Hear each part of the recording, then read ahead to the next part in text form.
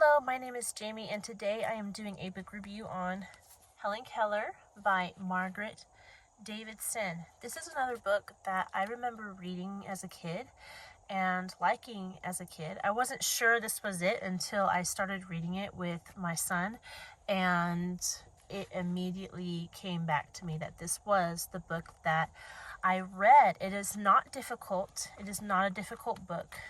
Let me show you. The words are relatively big.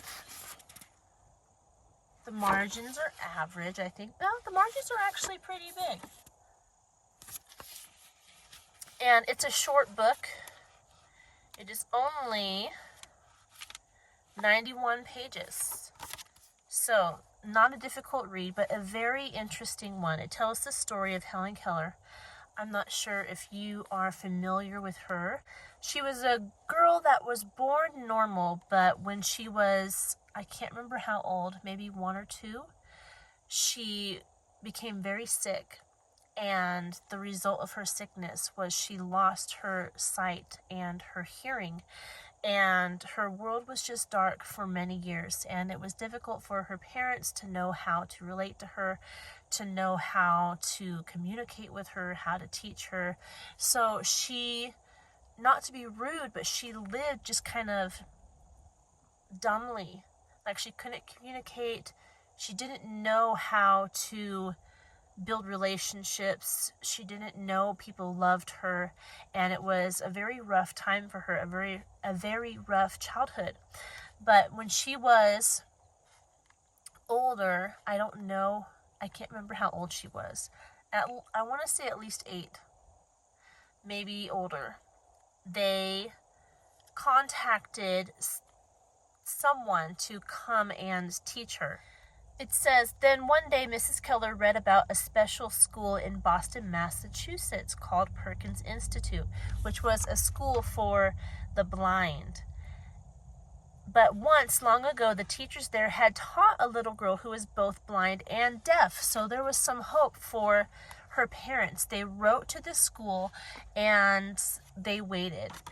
And the school sent a teacher by the name of Annie Sullivan. And there's a picture of the first time Annie met Helen Keller. It was very difficult at the beginning because since her parents didn't know how to deal with her, even how to discipline her because she was blind and deaf, she wasn't disciplined. So when Annie came along and started teaching her, it was very difficult for Helen because some of the first things that Annie taught Helen was that she couldn't just live like an animal. She couldn't just grab food off of people's plates. She couldn't just demand her own way and throw a temper tantrum when she didn't get her way.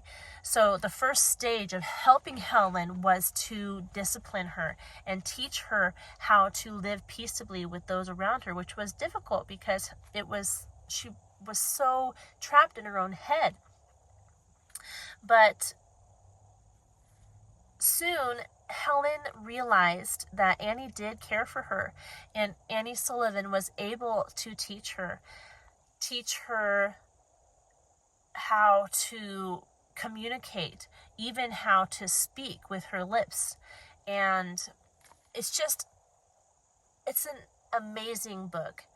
It is an amazing story and so inspiring that someone who literally is enclosed in their own head in darkness and quietness can still break out and communicate and learn and be extremely intelligent and to teach people around them. And I highly recommend this to you so you can see what Helen went through and how she overcame and what she did with her life. She did not just be content in her own little world, but she wanted to help people as she grew older and as she became an adult. So very inspiring book, very good.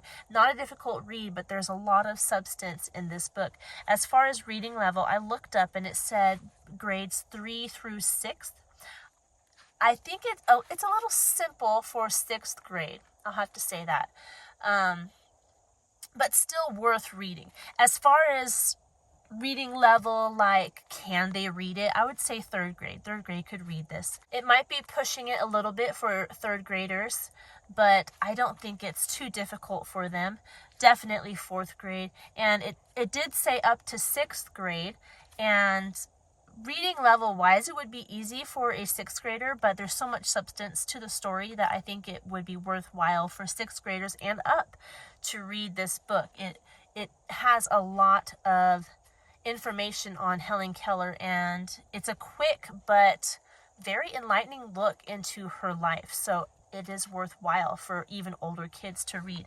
Did I say it was 91 pages, so it's not very long, and it was written in 1969. So, short book, but really good. I highly recommend it. That's all I have for you today. If I didn't, did I show you the pictures? I know I showed you one picture, but there are pictures. They're not like fantastic pictures, but they are good for telling the story, for helping in the story. There's her when she first spelled water into her hand. So there are some illustrations in this book. But if I didn't answer your question, please leave it in the comment section, and I'll do my best to answer it for you. Like and subscribe, and I will talk to you in our next video. Goodbye.